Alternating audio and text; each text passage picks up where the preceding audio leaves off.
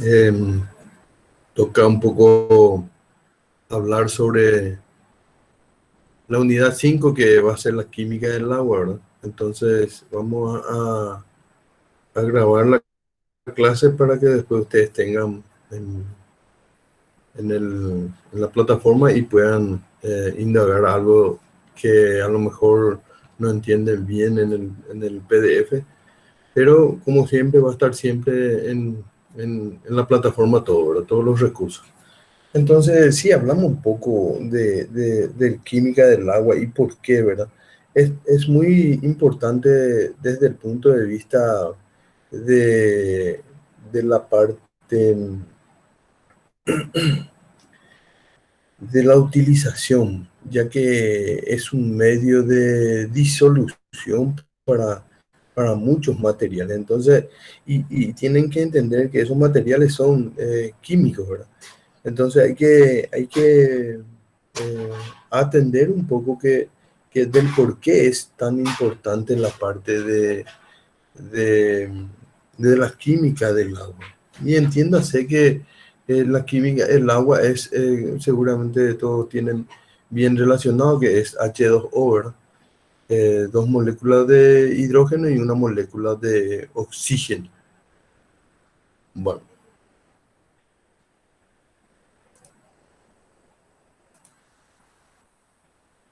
mirando un poco la proyección, tenemos como también se le conoce al agua, ¿verdad? Óxido de hidrógeno o hidróxido de hidrógeno también, hidrato, ácido hídrico o monóxido de dihidrógeno o óxido de dihidrógeno. Son las formas de nombrar al agua que por lo general el que más se usa H2O nomás luego. Sin, pero se entiende que es un monóxido de dihidrógeno, eso es lo más obvio, ¿no? O también, en su forma más sencilla, es óxido de hidrógeno. Propiedades del agua. El agua es un líquido incoloro, inodoro, insípido. ¿Qué es lo que quiere decir eso? No tiene color, no tiene olor y no tiene gusto. No tiene un gusto definido. Desde el punto de vista de esta parte, lo ya tenemos que entender y podemos seleccionar a simple vista nuestra agua, si es una agua pura, ¿verdad? Entonces, ahí no podemos dar cuenta, no, entonces este no es agua, totalmente agua como para hacer bebida, porque es algo de lo que también queremos llegar en este capítulo. Sí, es cuál importante es la utilización del agua y dónde nosotros podemos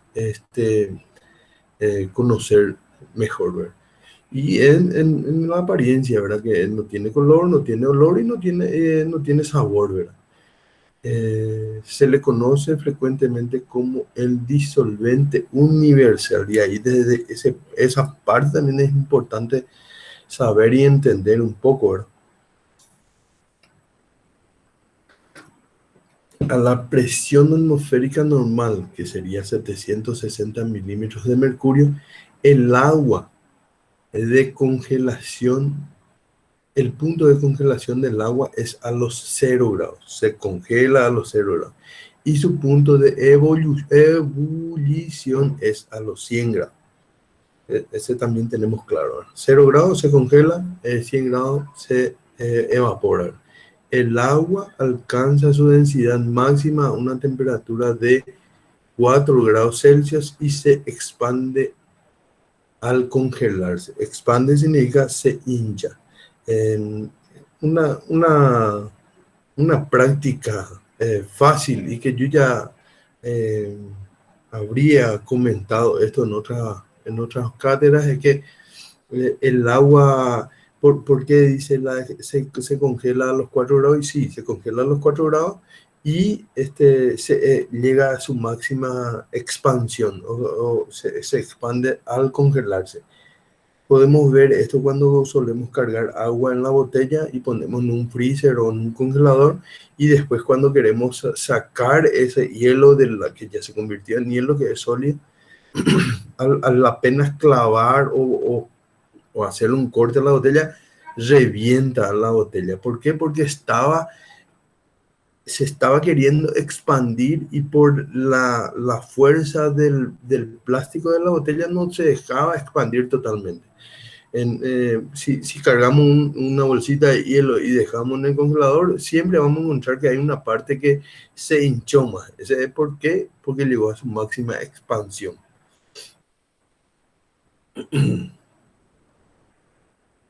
Vamos a ver.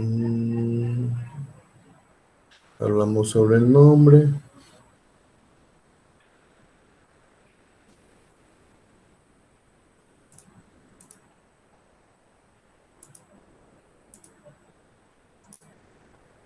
Hablamos sobre sus propiedades del agua, ahora lo que recién hablamos.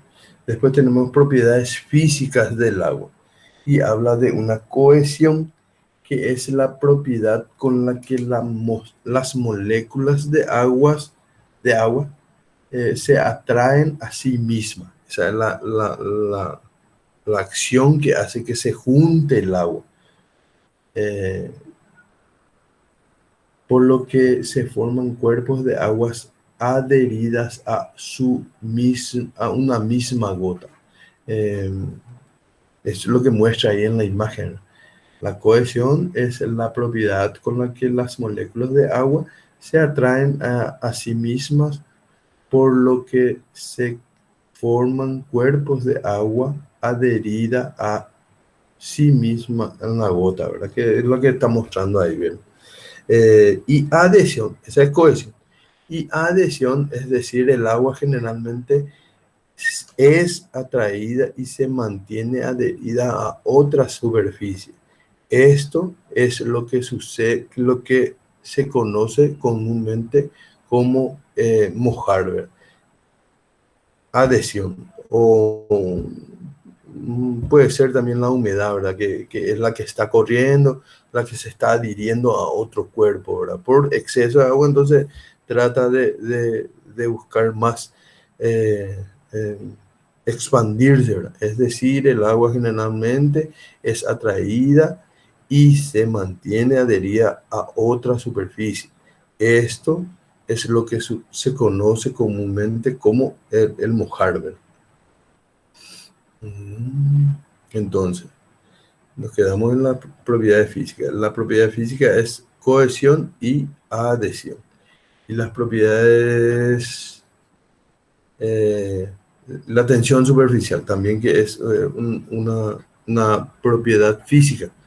Por su misma propiedad de cohesión, el agua tiene una gran atracción entre las moléculas de su superficie, creando tensión superficial. La superficie del líquido se comporta como una película capaz de alargarse y al mismo tiempo ofrecer cierta resistencia al intentar romperse. Es lo que sucede más o menos y como muestra ahí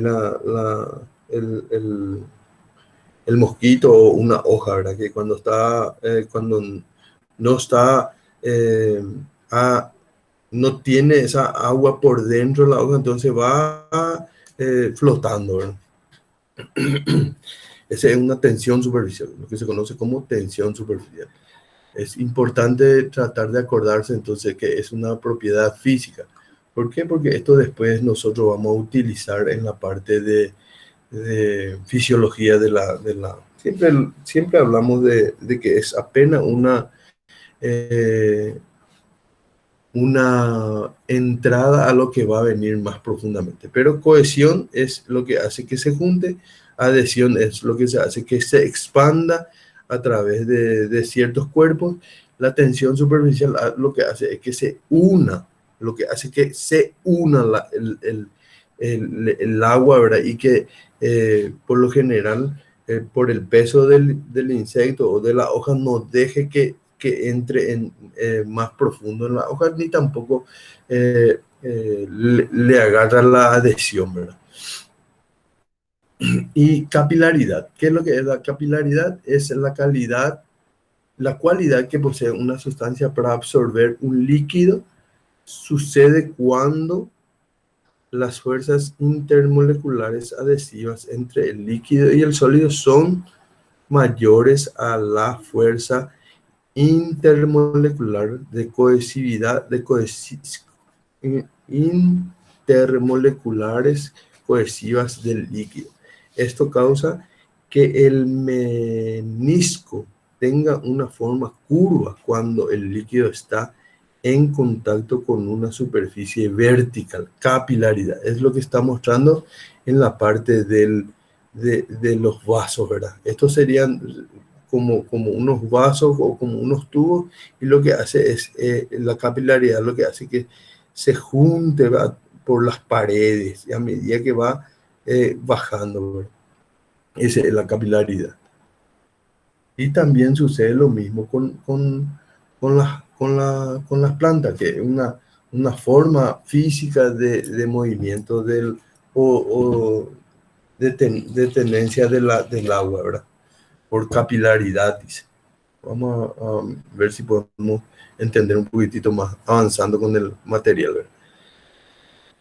El calor específico. El agua puede absorberse grandes cantidades de calor que utiliza para romper las puertas de hidrógeno, por lo que la temperatura se eleva muy lentamente. El calor específico del agua es de 1 kilocaloría sobre grados Celsius por gramo, ¿verdad? Entiéndase que un gramo es 1 mililitro. Eso también tenemos que tratar de entender un poquitito. De agua pura, de H2O. Ahora cuando de repente tenemos otro tipo de líquido, a lo mejor varía por su consistencia, de qué tipo de otras partículas tenga, ¿verdad? La capacidad calórica de un cuerpo es razón de la cantidad de energía calórica transferida a un cuerpo en un proceso cualquiera por su cambio de temperatura correspondiente. Capacidad calórica es lo que el cuerpo puede llegar a aguantar ese calor. Y la capacidad calórica del agua es mayor que la de otros líquidos.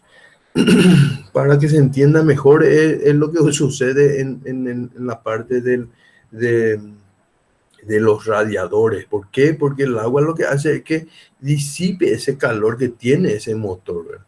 Para evaporar el agua es necesaria mucha energía. Cuando no está corriendo, circulando bien el líquido en un radiador, por ejemplo, entonces comienza a hervir y después revienta por donde haya orificio, puede ser la tapa del radiador y eso. Pero más o menos esa es la idea, que ustedes, el calor específico del agua es de 1 kilocaloría 1 kilocal por centímetro, eh, por grado Celsius, este, por gramo, ¿verdad? Y la capacidad calórica es la que tiene misma el agua, ¿verdad?, que es la que tiene de absorber el calor. Y también para evaporar se necesita mucha energía. Bueno, funciones biológicas del agua. Es un excelente disolvente, especialmente de las sustancias iónicas y de los compuestos polares. Participa por sí misma como agente químico reactivo en la hidratación, hidrólisis y oxidación, reducción, facilitando otras muchas funciones. Es donde participa el agua, ¿verdad? ¿Dónde participa mejor? Y participa en la hidrólisis, participa en la oxidación, en la reducción también participa y en muchas otras reacciones, ¿verdad? Permite el movimiento en su seno de las partículas disueltas, disolución, y constituye el principal agente de transporte de muchas sustancias nutritivas, reguladoras o de excreción, eh, en todas las funciones prácticamente, ¿verdad? Siempre está presente el agua. Y por eso que es el agua es un nutriente, pero si nos fijamos desde el punto de vista de eh, nutrientes que no, el nutriente que no llegamos a incorporar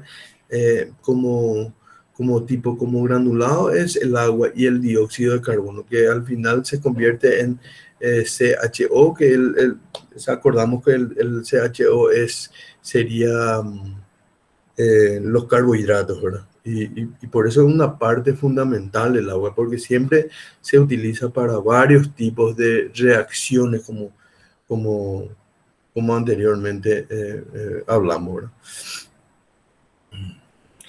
Elevados calor específico, elevado calor específico y calor de evaporación. Esto constituye un excelente termorregulador, una propiedad que permite el mantenimiento de la vida de los organismos en una amplia gama de ambientes térmicos. Por eso que muestra un poco el desierto y la señora que viene a buscar agua de un tajamar, ¿verdad? Interviene en especial en las plantas, en el mantenimiento de la estructura y la forma de las células de los organismos. Cuando hablamos de vacuola, estamos hablando de la parte acuosa de la planta, ¿verdad? Y forma parte de la planta muy fundamental. Si nuestra vacuola está sin agua, entonces lo que encontramos es la planta va teniendo un estrés hídrico y va llegando al punto de marchitez permanente, que es la deshidratación, ¿verdad? Y podemos hablar un poco del ciclo del agua, ¿verdad?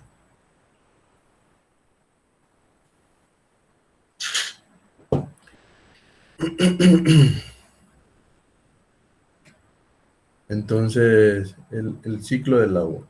El ciclo hidrológico comienza con la evaporación del agua desde la superficie del océano, evaporación, como muestra acá, desde desde el océano eh, ocurre la evaporación del agua desde la superficie del océano. A medida que se eleva el aire humedecido, se enfría y el vapor se transforma en agua. Se eleva, se transpira, se condensa y se transforma en agua de lluvia. Es la condensación.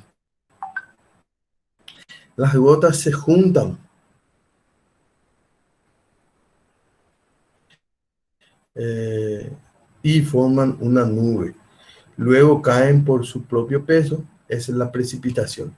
Si en la atmósfera hace mucho frío, el agua cae como nieve o granizo. Si es más cálida, cae como gotas de lluvia. Y también si hay un choque térmico de mucho calor, eh, eh, eh, ustedes tienen que entender que cuando hay arriba, hace más frío que abajo, ¿verdad? Entonces, lo que sucede es que sube esa evaporación y también la transpiración de las plantas y se condensa, y cuando hay un choque térmico y no llega a las montañas, en este caso la caída de granizo, es porque hay un calor excesivo y hay un choque térmico entre la condensación que está arriba, que son las nubes, y el calor entonces ahí cae en forma de gotas grandes que son los granizos. Lo tenemos que tener en cuenta también. De repente sería una clase de climatología que ustedes tendrían que tener, ¿verdad? Pero es una forma fácil de entender. Eh, es el ciclo del agua. Entonces lo que hay que acordarse es que hay corriente subterránea, que está el océano y que por lo general en un espejo de agua hay una evaporación y también las plantas transpiran. Esa transpiración se condensa junto con la evaporación. Los vientos le llevan de un lugar a otro. Después encuentran el punto de lluvia otra vez y se comienza a devolver a la tierra ya eso, ¿no? Se entiende fácilmente la parte del ciclo del agua. Y ahora tenemos que hablar un poco de los tratamientos del agua, tratamientos de agua servida. ¿Cómo nosotros podemos hacer un tratamiento de agua servida? Y ese tratamiento de agua servida tenemos tres puntos, ¿verdad? El tratamiento primario, el tratamiento secundario y el tratamiento terciario. El tratamiento primario sería un tamizado, que es la parte de mecánica. Vamos a ver en otra imagen ahora que muestra mejor. El tratamiento secundario es la parte biológica, que es la aireación y sedimentación de la parte de, de la parte de la materia orgánica. En este caso, si de repente puede ser desecho de una fábrica o una industria de faena, ¿verdad? Frigorífico. Entonces hay una decantación y después la parte química, que es la eliminación y desinfección del agua, ¿verdad? Y después ya tenemos de vuelta el agua tratada. Vamos a ver en una imagen, creo que está mejor detallada. Después y vamos a hablar primero de la contaminación del agua, la contaminación natural, la contaminación antropogénica. Hablamos de antropogénica cuando decimos que es la parte del hombre que involucra algún desequilibrio natural.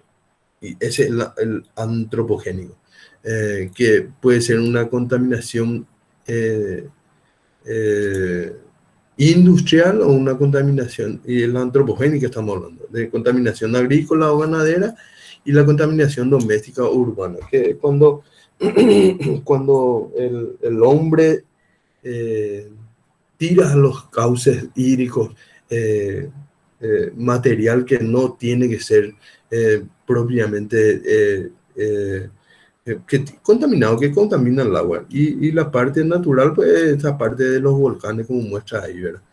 Que también tiene su contaminante, pero no es culpa del hombre, ¿verdad? O sea que la naturaleza es la que se está manifestando en este caso. Sin embargo, la naturaleza no se manifiesta tanto como el hombre que tira sus desechos al agua, como se puede ver ahí en la foto de un tubo tirando el resto seguramente cloacal, ¿verdad? Sin ningún tipo de tratamiento, ¿verdad? eh, Residuos de hogar, seguiría este que sería un camión tirando basura, ¿verdad? Y muestra las variables del agua, ¿verdad? Obviamente, por eso que partimos desde el punto de vista del que el agua es inolora, incolora, insípida, que no tiene nada de lo que está mostrando acá, es una cloaca o un color oscuro del agua.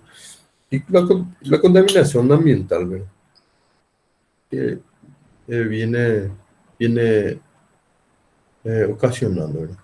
Los contaminantes de origen antropogénico. Y ya vimos en las láminas, pero vamos a hacer un recálculo. El agua residuales domésticas que contienen gran cantidad de materia orgánica y detergentes que descargan directamente en estos cuerpos de agua. Entrada de fertilizante principalmente a base de nitrógeno y fósforo provenientes de faenas agrícolas. Los detergentes y fertilizantes contienen fosfato, A su vez, el aumento de esta sustancia incrementa la fotosíntesis. Este proceso de aumento desproporcionado de nutrientes se denomina eutrofización, cuando va de más el nutriente. Ustedes van a ver seguramente en algunos casos, a lo mejor el desarrollo del cultivo es demasiado grande, pero no tiene fruta. Y ese es por causa de eso, de la eutrofización. Eutrofización. El incremento de nutrientes producirá una aceleración del crecimiento del fitoplancton, principalmente algas y plantas verdes, con la consiguiente disminución de la transparencia del agua, alcance de la luz hacia el interior y como consecuencia del aumento de dicha flora. Es lo que ocurre en seguramente vieron en la noticia, un tipo de alga la que se está manifestando creo que en Asunción, en uno de estos vertederos, una laguna que se hizo artificialmente, y entonces es un exceso de algo que prolifera la creación de ese tipo de alga de ese color que es, dicen rojo, pero no es más, no sé, no voy a discutir el color, pero es de un color medio rojo, que son algas, ¿verdad? ¿Y por qué se crean? Y porque hay una sustancia X que hace que esa alga se adapte a esa circunstancia. Entonces lo que hace es que se multiplica más rápido y permanece con más tiempo en el cauce hídrico, o en la parte hídrica que está ahí. El incremento de nutrientes producirá una aceleración del crecimiento de fitoplancton. Y es un fitoplancton, ¿verdad? Solamente que no es de color verde, ¿por qué? Porque a lo mejor tiene algún tipo de más fósforo, más magnesio. Eso en un laboratorio seguramente lo que se identifica, ¿verdad? Pero es importante que nosotros como ingenieros agrónomos ya sepamos, podamos discernir un poco y decir, no, es una contaminante y puede ser perjudicial a la salud. Obvio que sí, todo está bien, todo tiene razón, pero equivocadamente podemos decir que es algo, eh, por ejemplo, un producto químico que están tirando al agua, ¿no? El producto químico es parte de una reacción del agua y su sistema ecológico, digámosle. Así que hace que, no sé, de repente puede ser azufre, puede ser sulfato, algo es que hace que se prolifere ese tipo de alga. No es el producto que se tira en sí lo que se ve, sino que es la consecuencia de tirar ese producto, es lo que hace que cambie el color del agua. Esa parte de contaminación antropogénica. No sé si se me entendió, pero es interesante desde el punto de vista de que hay que tener cuidado con la disposición de todo tipo de material. Y como decía anteriormente, y después vamos a volver otra vez seguramente a una lámina igual, que hay que hacer tres tipos de pasos, que es la parte, creo que decía, vamos, mira, para no equivocar, primario, secundario y terciario, que el primario es la parte mecánica, que tiene un tamizado. El tamizado lo que hace es sacar la parte de materiales más pesados y más grandes, entonces queda solamente un filtro, y en ese filtro lo que se hace es aireación y sedimentación, que va y se sienta el, el, el, la parte turbia del material, y después la parte química, que se le echa seguramente un tipo de cloro y va limpiando el agua, ¿verdad? Entonces volvemos, ¿verdad? Diagrama de proceso, y ahí está el diagrama, que es la misma cosa de lo que estaba anteriormente expuesto, ¿verdad? El aguas crudas le llaman, y esa agua cruda entra por una reja, separa la parte de los materiales de mayor tamaño, se deja aparte y seguramente se dispone de otra forma. La desarenador, que sería un tipo de arena más gruesa, que es la que hace que pase por ahí el agua y esa agua, la parte turbia se quede por la arena y esa arena hace que retenga esa parte turbia y después entonces por por gravedad queda abajo la parte turbia y arriba queda la parte del agua más limpia ya. Entonces después le echa el sulfato de aluminio que es congelación de floculación. Eso hace que los polielectrónicamente cambia su molécula y le hace una infiltración nuevamente, le tira más cloro y ese cloro hace que se desinfecte y después ya va al almacenamiento y va directamente a los consumidores. No es algo complicado, sí, de repente la parte de coagulación, floculación, que no, por lo general no utilizamos, pero si utilizamos por experimento podemos hacer una reja. Esa reja le ponemos una grava.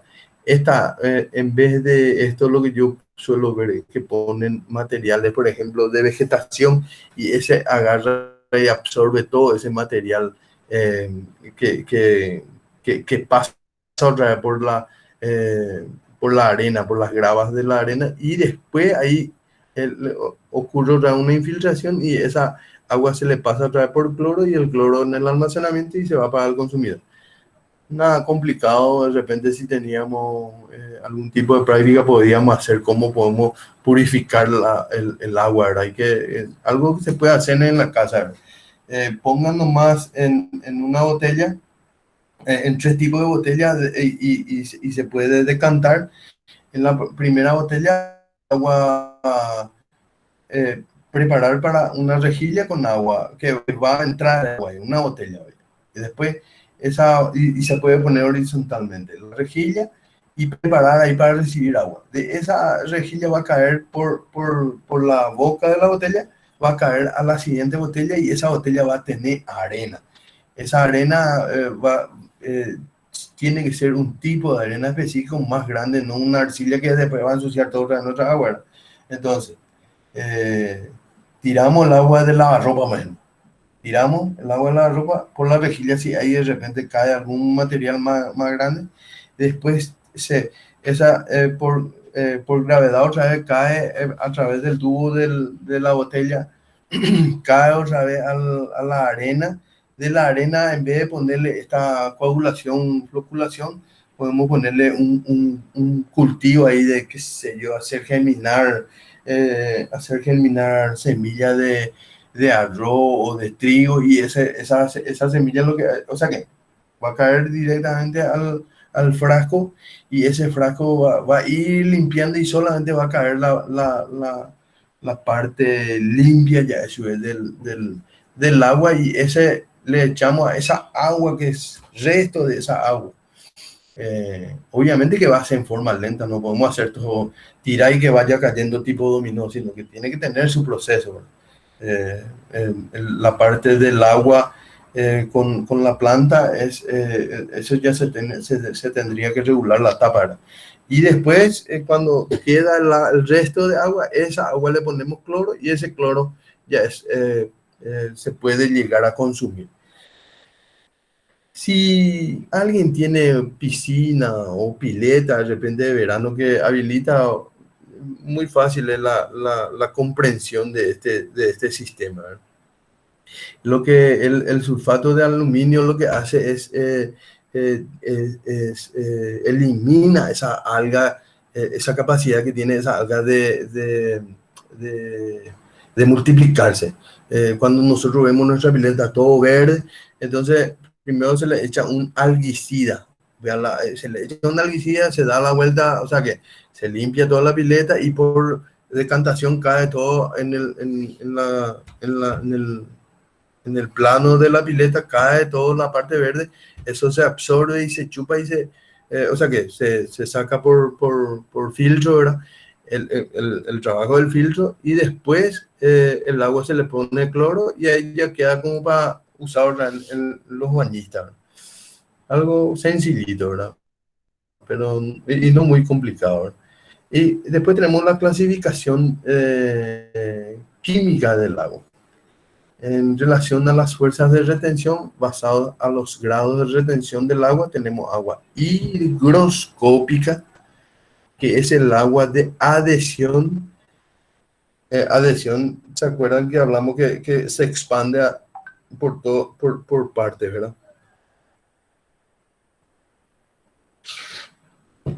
Equivale a la máxima cantidad de agua que las partículas del suelo pueden absorber cuando se ponen en contacto con una atmósfera superada del vapor de agua. Agua higroscópica es la que la planta utiliza. Agua capilar corresponde a, en términos generales, con el agua de cohesión. Es la retenida por las partículas sólidas del suelo mediante fuerza de tensión.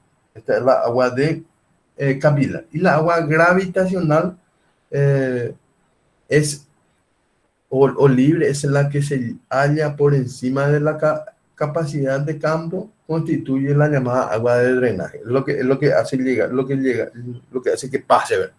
Agua higroscópica es la que llega a profundizar el agua. Cuando cae el agua, llega a escurrir en el suelo. Y el agua capilar es la que se queda dentro del ambiente de la planta, digámosle así. Es la que, el agua capilar es la que la planta absorbe. El agua higroscópica es la que se va a profundidades del suelo. En función de su utilidad por las plantas. Y hay agua no asimilable, asimilable y superficial. Agua no asimilable es la que incluye el agua higroscópica y una pequeña parte de la capilar. No es utilizable por la planta superior, las plantas superiores, a excepción de algunas muy altas en regiones áridas. El agua asimilable generalmente considera como la porción de agua almacenada en el suelo que puede ser absorbida fácilmente por las raíces de las plantas. Y el agua superficial es la que excede la capacidad de campo, aunque puede ser utilizable, no resulta útil para el corto tiempo de permanencia en el suelo. A no ser que en este sentido podemos hablar del arroz, ¿verdad? Que es un agua superficial, es aprovechable por la planta, pero después a la hora de la cosecha, por lo general se escurre todo el agua. Distribución de aguas superficiales y subterráneas del Paraguay. El Paraguay, América Latina, uno de los países con mayor abundancia de agua dulce, pero este recurso natural sufre un aumento de demanda, o sea que la gente necesita o utiliza o perfora y empieza a sentir los efectos de la contaminación. Según el informe de uso y gobernabilidad del agua del Paraguay, el Programa de las Naciones Unidas para el Desarrollo. La disponibilidad de agua per cápita en este país es de aproximadamente 60.000 metros cúbicos al año. Sin embargo, según las Naciones Unidas, está entre las 15 naciones que peor maneja este recurso, ya que hay mucho desperdicio, tanto por el mal uso como por la pérdida. Y el mal uso se debe al exceso de agua que tenemos, nomás, porque si no teníamos suficiente agua como tenemos, a lo mejor íbamos a tener un poquitito más de resguardo por el agua. El agua superficial tiene recursos hídricos compartidos, aguas transfronterizas. En la región oriental existe un gran volumen de agua. Para el Chaco, las aguas superficiales así están mucho más por debajo. Son dos realidades totalmente diferentes. Lo que está hablando de aguas superficiales, que por ejemplo, el agua superficial sería un río, un arroyo o un cauce hídrico, un tajamar, y está muy limitado en la parte de la región occidental, lo que dice.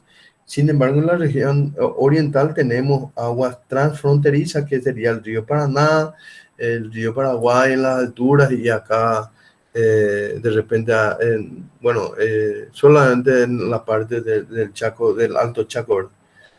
Alto Paraguay. En el Chaco hay ríos temporales en una parte y otros son ríos permanentes, pero que están totalmente relacionados con la cantidad de lluvia. Y en el Chaco ocurre que los ríos tienen más contenido de sal y si hablamos de contaminación, las aguas superficiales tienen alto vulnerabilidad y riesgo bastante elevado también, ¿verdad? Hay un fenómeno que ocurre también que es el deshielo de los Andes que ocurre por lo general en este, enero, febrero, marzo, por ahí lo que suele venir en el Chaco y hay un poco de inundaciones y escurre más rápidamente el agua, se llenan todos los tajamares, pero por lo general no llega hasta el río Paraguay, ¿verdad? Se queda por ahí, por el medio, el Chaco más o menos ahí hacia el presidente Áñez, ¿verdad? Hablando un poco de aguas subterráneas, tenemos el acuífero Guaraní, que es un recurso regional de aguas subterráneas que abarca a Paraguay, a Argentina, Brasil y Uruguay. Según los estudios, las características hidrogeológicas de este acuífero indican que tienen una vulnerabilidad media a contaminación en toda su extensión. Contaminación sería tanto lo que se echa otra vez de vuelta al suelo como también la extracción, ¿verdad? Difícilmente las aguas subterráneas lleguen a contaminarse. Sin embargo, si esto llegaría a ocurrir, la recuperación del acuífero sería casi imposible, por lo cual resulta indispensable tomar medidas preventivas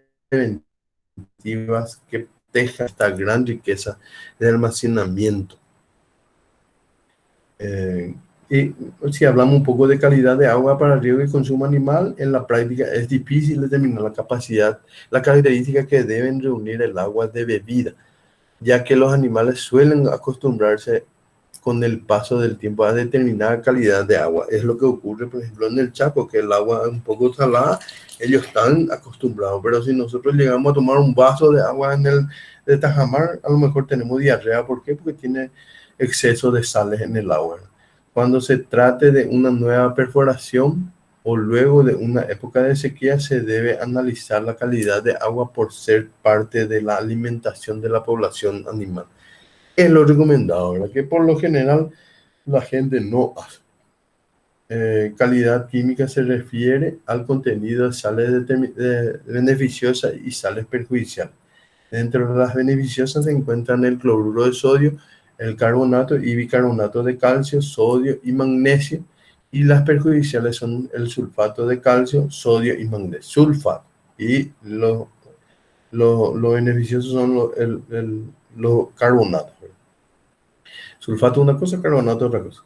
Cuando realiza un análisis químico se debe tener en cuenta determinados componentes como el contenido de sólidos totales, que es la suma de concentraciones de sólidos presentes en el agua, el pH que define la alcalinidad o acidez del agua, el cloruro, los cloruros, la forma más abundante en la que se encuentra es asociada con el sodio cuando el sabor salado del agua, ¿verdad? Que son los cloruros. Y los sulfatos es la sal que posee el efecto más adverso, valores tolerantes y máximos asocian a la diarrea, ¿verdad? Que es lo que tenemos un poco en el Chaco. Los nitratos y nitritos, su presencia indica contaminación de materia orgánica o con fertilizantes nitrogenados. El magnesio es necesario en la alimentación del bovino y en muchos pozos se encuentran en exceso. El arsenio, la elevada toxicidad del arsenio y sus compuestos exigen un riguroso control de las aguas sospechosas y el flúor en cantidad adecuada es necesario para mantenerla Dureza de los dientes y huesos en dosis excesiva actúa retardando el crecimiento por intoxicación crónica, siendo los casos muy raros, ¿verdad? El agua de riego debe tener entre 5,5 y 7 de pH. Debemos tener los eh, parámetros fundamentales del suelo en donde se utilizan el agua, ya que estos afectan la especificación y la solubilidad de las especies químicas aparentes del suelo, ¿verdad? Y con esto terminamos, ¿verdad? Entonces, voy a dar fin a la grabación para poder que este material se quede para ustedes y eh, vamos a encontrarnos en próxima clase, ¿verdad? Voy a dejar una autoevaluación para que puedan mirar y con eso cerramos la clase, la unidad 5.